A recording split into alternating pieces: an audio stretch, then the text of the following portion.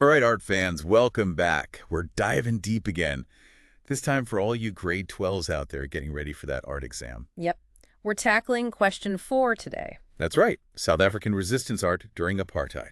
Building on what we talked about last time, conceptual art. Right, but this deep dive, it's not just about memorizing a bunch of names and dates. Yeah. We're going to unpack how how art actually became like a weapon against a whole system. Absolutely, yeah. It's a pretty fascinating topic, wouldn't you say? I mean, we're not just Yeah. talking about like pretty pictures here. Oh, definitely not. We're talking about personal stories, powerful messages, and these artists who like risk everything to challenge the status quo. Yeah, absolutely. During apartheid, freedom of speech was very limited. So art became this powerful way to actually voice dissent, to get people talking Yeah. and to imagine a different future. So let's get into it. I mean, we've got a ton of awesome sources here, Mm-hmm. articles, historical accounts, even some firsthand perspective. Yeah. All focusing on two major hubs of resistance art, Polly Street and Rooksdrift. Yeah, those two, those are more than just art centers. They were like cultural forces. Right. Each had its own vibe, its own focus, and both played a huge role in shaping the movement. So first up, Polly Street. Picture this, okay? Bustling Johannesburg, a city at the heart of the struggle. Hmm. And right in the middle of it all, you've got Polly Street Art Center, Uh-huh.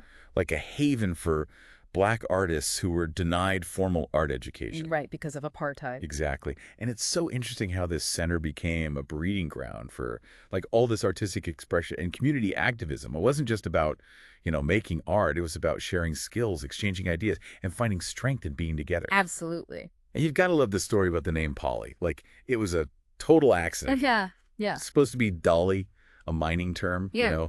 reflecting the area's history, but Polly stuck. It did. It's almost like a happy little act of defiance. I love that. And it's true. It wasn't all about art.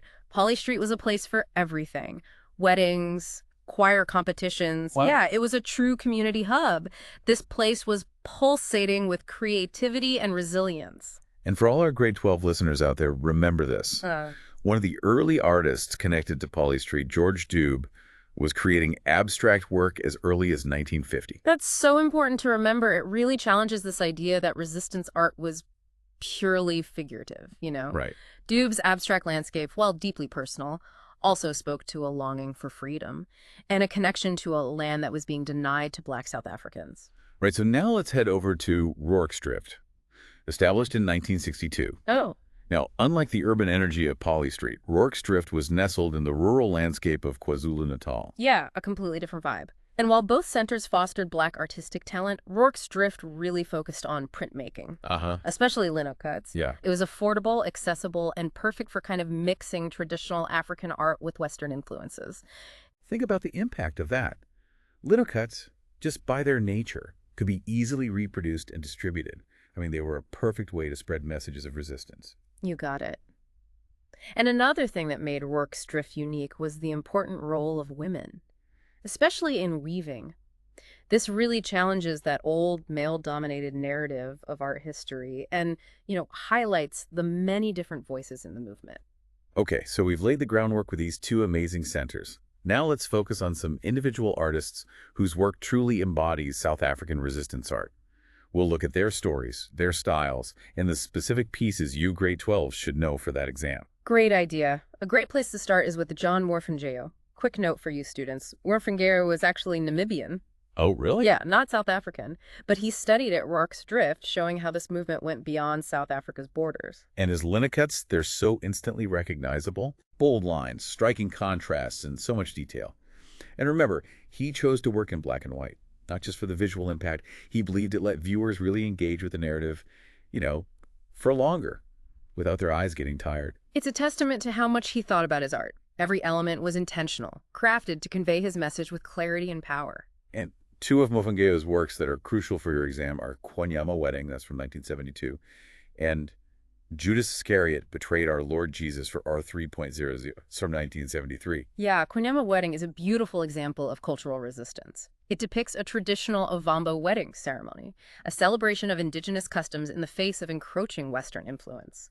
And notice how the main figures are women, tying back to that important role they played at Rourke's Drift. And then Judas Iscariot Betrayed Our Lord Jesus for R300. Such a simple image, but so powerful. Right. connecting betrayal with such a small amount of money. Mofengeo makes a powerful statement about how little human life was valued under apartheid. It really makes you face the chilling reality of a system that placed so little value on human dignity. Now let's talk about Ephraim Ngatane, an artist whose work focused on documenting the everyday experiences of Black South Africans during apartheid. This act of documentation itself was a form of resistance. Absolutely. By capturing the lives, struggles, and joys of a community that was being marginalized and silenced, Ngatane was challenging the narrative that the apartheid regime was trying to impose. His 1968 painting, Penny Whistlers, it's a great example. Yeah, great choice. It's not just a portrait of musicians, it's about capturing the energy of their music, their energy, their dance. And there's a deeper meaning there, too. By showing music as this unifying force, Ngatane suggests that even in a time of forced segregation, shared experiences and culture could bridge divides. So we've got Mofengeo and Ngatane, both creating such powerful art that speaks to the realities of apartheid, but with very different styles. Now let's bring in Sidney Khumalo, another important figure at Polly Street, known for his skill in both sculpture and drawing. Yeah, Khumalo is so interesting because he was inspired by artists like Francis Bacon and developed this signature abstract style. It contrasts with the more representational work of artists like Ngatane, showing the diversity of expression within the movement. It's like different branches growing from the same tree, each reaching for the light in their own way. Exactly. And Right. that diversity is one of the things that makes South African resistance art so powerful. It defied categorization, encompassing a wide range of styles, mediums, and messages. Okay, let's talk about Tommy Myail, an artist whose life was tragically cut short, but whose impact is still felt today. Yeah, Maila's story is one of incredible courage and real sadness. He was so involved with the Black consciousness movement and the Medu Art Ensemble in Botswana, using his art to fight for social justice. And his death in 1985 at the hands of South African commandos is a stark reminder of the dangers these artists faced. One of his most powerful pieces is Things Fall Apart, from 1976. The title itself is a direct connection to Chinua Achebe's novel. Right. It puts Manyela's work in this broader literary and cultural context. Absolutely. The work itself visually represents the breakdown of society under apartheid, using symbolism to show the chaos and suffering inflicted by the regime. Yeah. And Niall wasn't afraid to mix things up. Things Fall Apart is a 4-panel drawing, but he also created posters, murals, even sculptures. His work was about reaching as many people as possible with his message of resistance. And that's where the Medu Art Ensemble comes in. They used silk screen printing to create posters that were smuggled into South Africa. Those posters were like visual weapons, spreading messages of hope and defiance in a time of oppression. It's incredible, isn't it, how art can be used in such a powerful way. Now let's shift gears a bit and talk about William Kentridge, an artist whose work may seem different from what we've talked about so far, but whose engagement with South African history and politics is undeniable. Kentridge came from a family deeply involved in anti-apartheid activism, which had a huge impact on his perspective. His art often uses charcoal drawings and animation and this unique technique of erasure, literally rubbing out parts of his drawings Yeah. to create these haunting images that really make you think about how we understand history. It's like he's saying that history itself is an act of erasure, Right. and he's making us confront what's been left out, hidden, forgotten. Exactly. And his work often explores this tension between being an observer and a participant, between acknowledging the horrors of the world and still finding beauty and meaning in art. Two pieces that are really important for you, grade 12s, are his 1988 triptych, Art in a State of, and his 1989 screen print, The Battle Between Yes and No. Yeah, Art in a State of is so powerful. Each panel, Art in a State of Grace, Art in a State of Hope, and Art in a State of Siege, uses stark imagery and text to comment on the socio-political landscape of South Africa during apartheid. Art in a State of Siege is particularly haunting. You've got this barren landscape, these dark, looming figures, and the text just hits you. The state of siege is inadmissible to me. It reflects Kentridge's own struggle with being an artist in a society under such intense pressure. And then you've got the battle between yes and no. It shows two figures locked in this heated debate, their words all tangled up. It's like a visual representation of South Africa's incredibly divided political climate, the clash of ideologies, how hard it was to find any common ground. It really is. Kentridge's art doesn't give you easy answers. It makes you think, it makes you feel, and it challenges everything you thought you knew about South African history. Finally, let's talk about Omakabo Helen Sebede, An artist whose work offers this powerful female perspective to the conversation. Yeah, Sabidi's story is about resilience and self-discovery.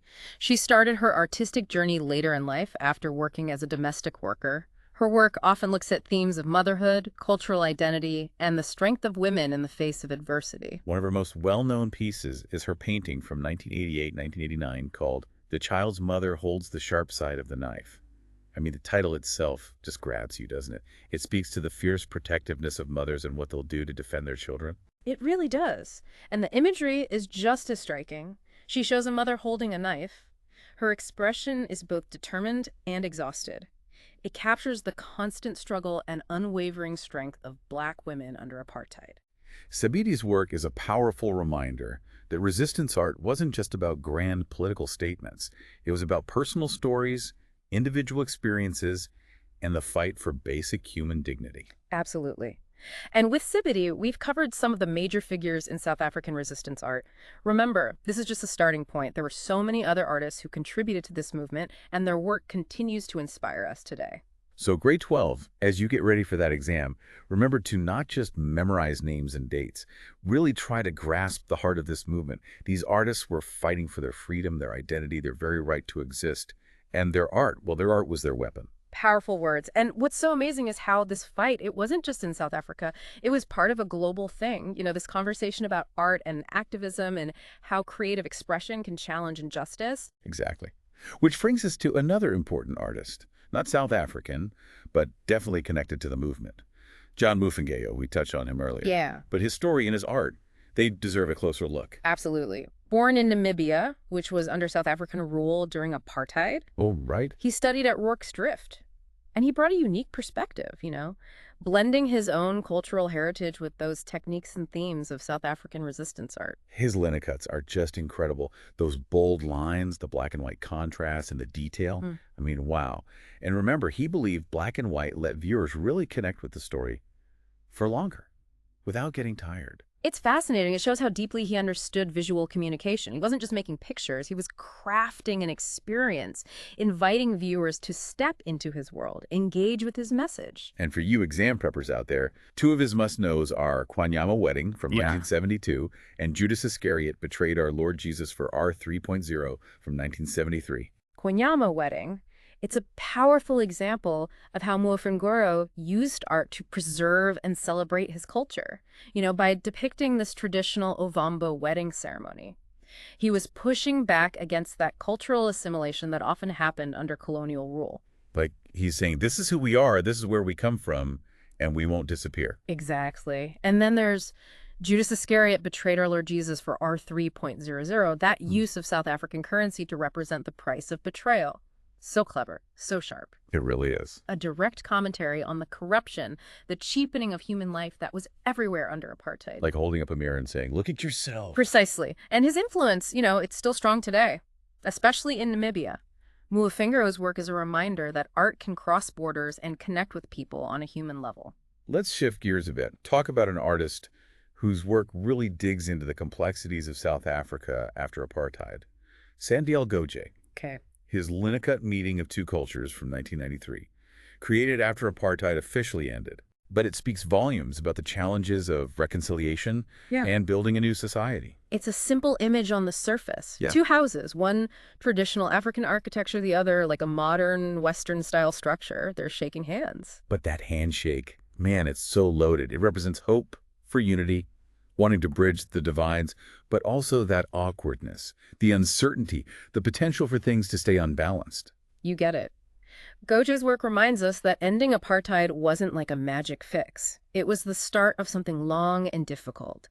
Healing, rebuilding, facing those deep scars from decades of oppression. And the way he uses line and contrast to show this complexity is fascinating. The lines of the traditional hut are all flowing, organic. Yeah. But those of the modern house are rigid, almost imposing. It's subtle but powerful. A commentary on cultural differences and the lasting effects of colonialism, even after apartheid. Goje's work reminds us that resistance art isn't just about protesting a specific regime. It's bigger. Challenging injustice, wherever it is. Pushing for equality, and using art to make real social change. Okay, let's talk about Eric Ndlovu, an artist dealing with identity, belonging, and wanting a more inclusive world. His painting, Buffalo Bill Bar, that's Buffalo Bills in Nairobi, is Treffpunkt von Angehörigen aller Nationen from around 1980.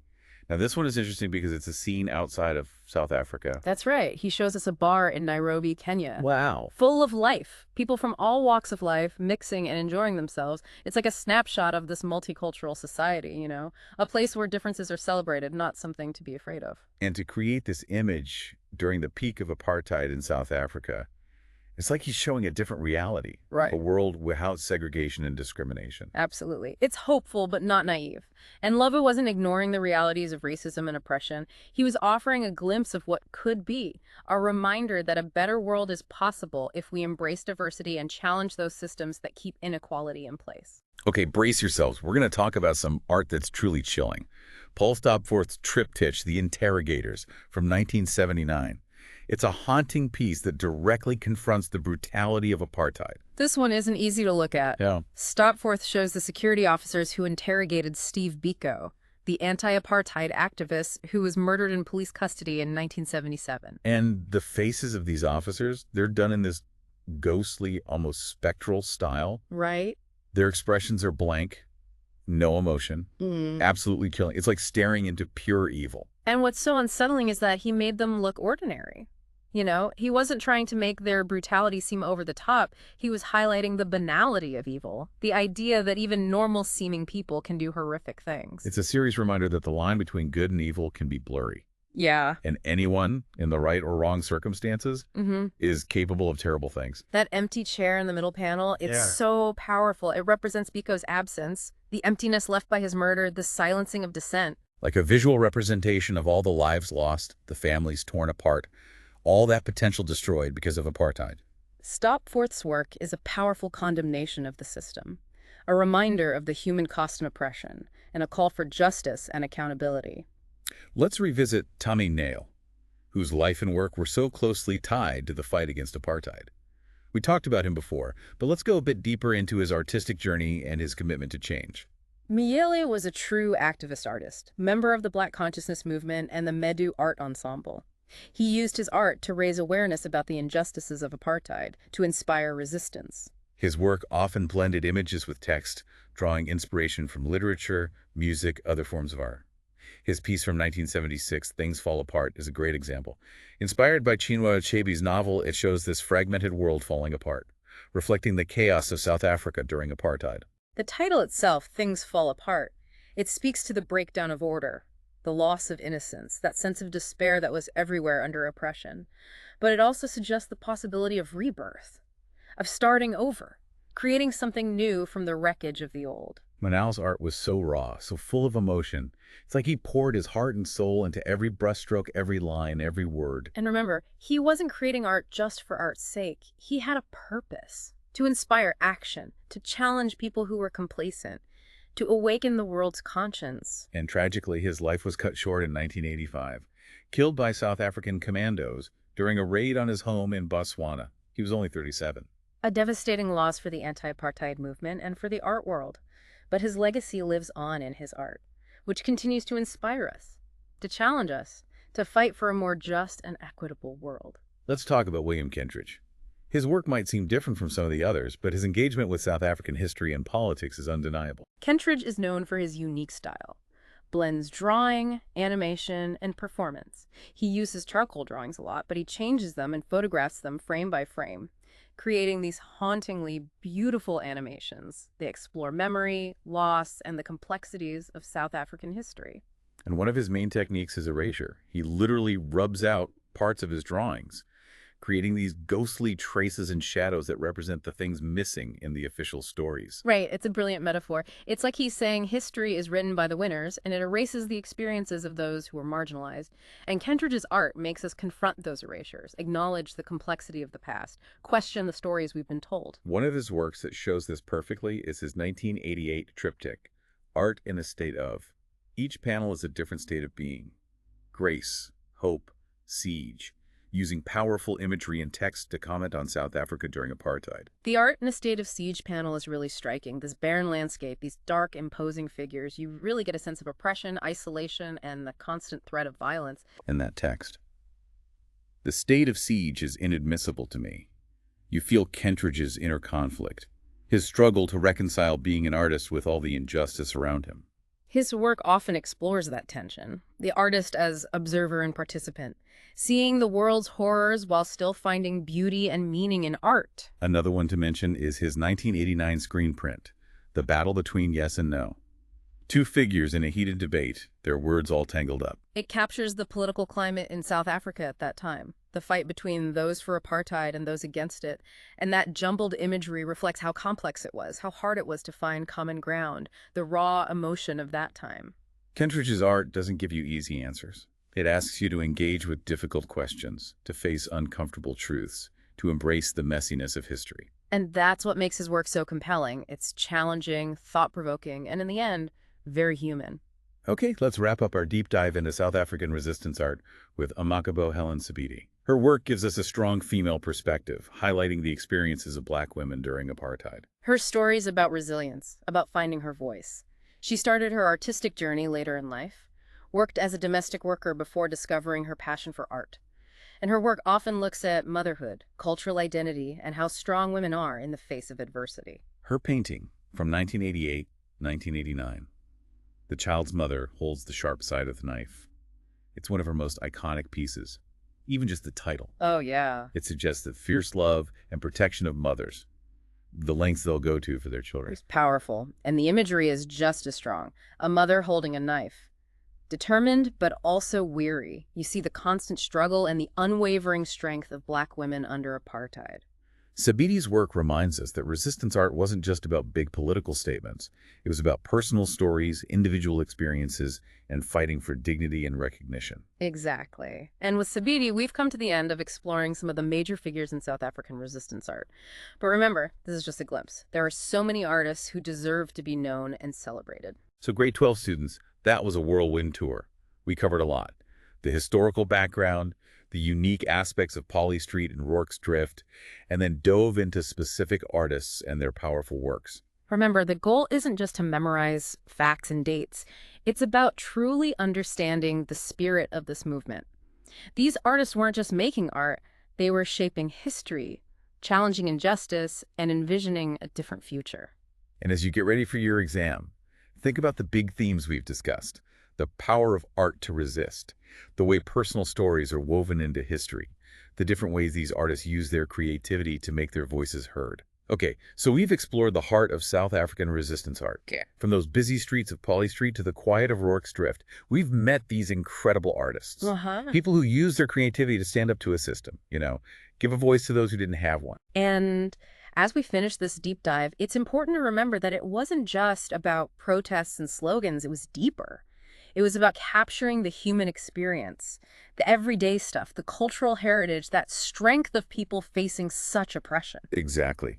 And one artist who really gets that across, that ability to find beauty even in struggle, is William Kentridge. Kentridge, he's a master. He blends all these things seamlessly. Yeah. Charcoal drawings, animation, performance, to create these works that are hauntingly beautiful. Right. They really dig into memory, loss, and how history is rewritten. And that technique he's known for, erasure.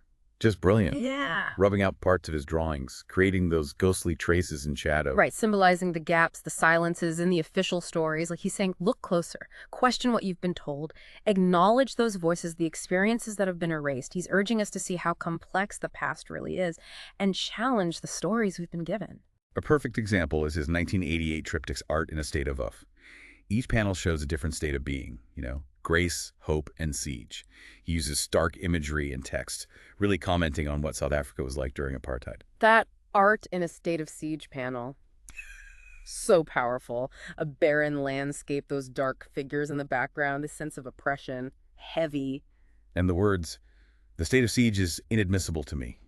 You can feel Kentridge's struggle, his inner conflict, trying to be an artist amidst such terrible injustice. Kentridge's work often explores that tension, that duality. The artist is both observer and participant, witnessing horror, but still finding beauty and meaning in art. Another one worth mentioning is his 1989 screen print, The Battle Between Yes and No. Two figures, this fierce debate. Their words are all jumbled and tangled. It captures the political climate perfectly. The fight between those who supported apartheid and those who fought against it. That chaos in the image, it shows how complex the debate was, how hard it was to find common ground, the raw emotion of the time. Kentridge's art doesn't make things easy. It makes you wrestle with the tough questions, Yeah. face the hard truths, accept that history is messy. And that's what makes it so powerful and important to understanding resistance art. It pushes you to think, it challenges you, and it's deeply human. It reminds us that art can be a way to think critically, to question what's accepted, and to start conversations about tough subjects. So as we wrap up our look at South African resistance art, think about the lasting impact of this movement. The artists we've talked about, their bravery, their resilience, their dedication to justice. And remember, resistance art isn't just something from the past, it's alive. It's a call to action that keeps going, urging us to see injustice and challenge it, no matter what form it takes. How do you see resistance expressed in art today? What can art do to create a more just and equal future? Those are some big questions to think about. And that brings us to the end of our exploration of this incredible movement. We hope you've gained a deeper understanding of South African resistance art, the context it came from, the lasting mark it's left on the world. It's been fantastic sharing this journey with you. Keep exploring, keep learning, and keep engaging with art that challenges, inspires, and transforms. And for you grade 12s, remember, you're not just studying history, you're studying a movement that changed things. Let these artists and their courage and creativity inspire you as you get ready for your exam and as you go on your own creative journeys. Until next time, keep your minds open, your hearts engaged, and those creative sparks flying.